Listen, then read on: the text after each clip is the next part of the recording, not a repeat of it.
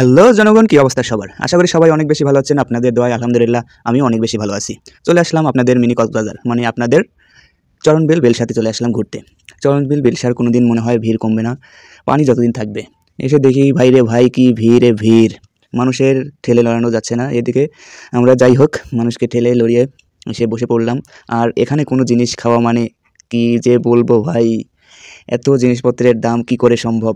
মাত্র একটা কোক খেয়েছি আর আপনার একটা করে কফি খেয়েছি, আর বিল এসেছে মোটামুটি 200 থেকে 250 টাকা। এখানে মনে হচ্ছে সব কিছুরই দাম বেশি।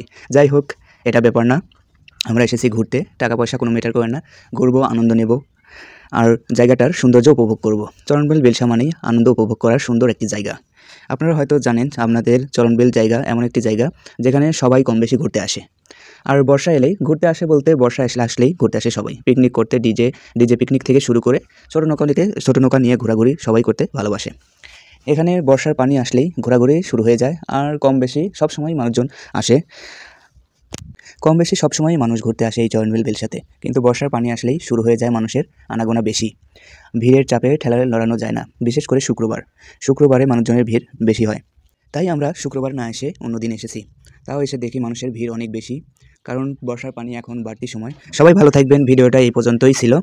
আবারও চলে আসবো নতুন কোনো দিন নতুন কোনো ভিডিও নিয়ে। আল্লাহ হাফেজ।